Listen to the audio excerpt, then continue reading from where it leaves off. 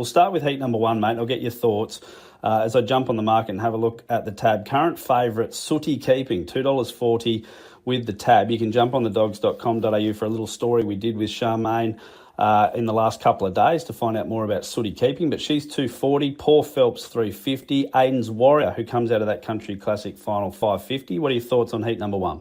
Well, you've named the three of them, I suppose, Simon, and Sooty is certainly just racing so well for Shane and Charmaine at the present moment, and both Paul Phelps and Sooty Keeping have drawn comfortably in 1 and 2 respectively. I have got a bit of a soft spot for Aiden's Warrior. I think he's a greyhound that's got a huge amount of speed and potential. Obviously a 29.30 on the clock round Wentworth Park. But, you know, again, box draws play a big part in these races, and I think the 1 and the 2, that's where the winners will come from. Let's go to heat number 2 of the Golden Easter Egg. The favourite, $2.40 for Kisses for Gran, for a name that a lot of people know a lot about, Jason McKay, who's doing some wonderful things. But Flying Zulu, $3 for Jason Thompson. He's only sent the one dog up, Ronnie. I'm interested in your thoughts on heat number 2. Yeah, I've got one of those huge impressions and clouds over Kisses for Gran. I think she just could be something special. Obviously 29.22 on the track. Box number 4, it sounds ridiculous, Simon, but I think well drawn there. The centre dogs, if you begin well, the centre boxes at Wentworth Park 4 and 5 have got a great history over the years. Took out the very first Golden Easter Egg with Ultrasense in 1990 from box 5.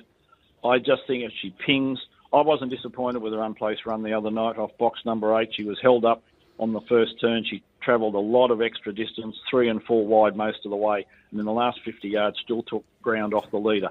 I think Jason will have her prime for this 3 weeks event, and again, out of this, they've only got to run 1, 2, 3 to keep going through to the semi-finals from Saturday night, Simon. So I think Kisses for Gran is probably going to be the favourite. Flying Zulu, wonderful to see JT's team up here. He's been going huge the last 12 months. And again, off box number 5, going to get round Kisses for Gran. Not sure, but that's where the winner will come out of 4 and 5, and I'm just leaning towards Kisses for Gran. Let's get on to the third heat, third of 9.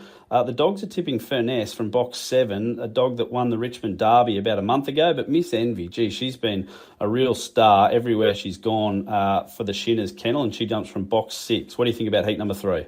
Well, again, Furness is one of those greyhounds. He just has to jump clean. He can come out with the pack, and obviously off 7 can get into trouble. Miss Envy, she's probably the most professional race dog in Australia. The Shinners have had this greyhound racing all over the countryside and has performed professionally everywhere she's gone. Again, box number 6 is not probably a friendly draw. Been around Wentworth Park, 29.63 is the best, but she's in very good form at the present moment, and depends on whether Furness pings the boxes or not, but I'd still be leaning towards Miss Envy as the pick of this particular race. So the interesting thing, I went through the form last night. Out of the 67 greyhounds nominated, 36 of them have a 29.5 time or quicker. So the beginning and the jump is all about how these races are going to be dictated. Let's jump to heat number 4, Ronnie, and Jungle Johnny, $3.20 favourite at the moment. He comes out of that wonderful win in the Country Classic over the weekend, and it's going to be a good training effort. But Dan Gatt said that the team has had success dropping dogs back in trip in the past. Can he get up in heat number 4?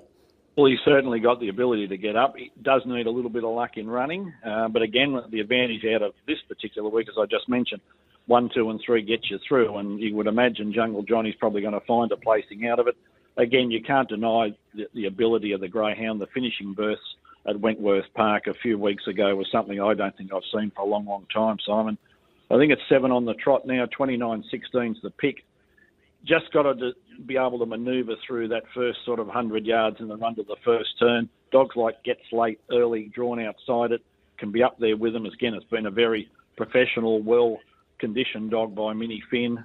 Black Myth Wave is an interesting one for Vic Sultana. Again, 29.50 best on the clock off box number 2. It's certainly going to be a greyhound, take advantage of any interference at the first turn. If Jungle Johnny can get anywhere around that first turn, a few lengths off the lead, absolutely super strong greyhound, and I'd be taking a little bit of odds at him at the moment. He's sort of floating around that 350 mark. I think that's not a bad price. Yeah, spot on. 7 wins in a row, as you mentioned, Ronnie, and going from strength to strength for Johnny Maroon and his mum, who were out there trackside at Dubbo on Saturday night and had a whale of a time. Interestingly, they got the dog straight back to Sydney that night. I think initially the plan might have been to stay overnight and enjoy, but with the egg on the horizon, the Gap boys, were intent on getting that Star Chaser back into the kennel and getting him prepared. Hey, speaking of Star Chasers, heat number 5, Power and Glory, 210 favourite. Zipping Chaplin, another absolute gun, 260 with the tab. Power and Glory's been close to taking out a big race, but he just hasn't been able to get over the hump yet, has he, Ronnie? No, that's probably right for Kenny Burnett. Again, probably on the clock, he could be the fastest of the 67 dogs, to be quite honest.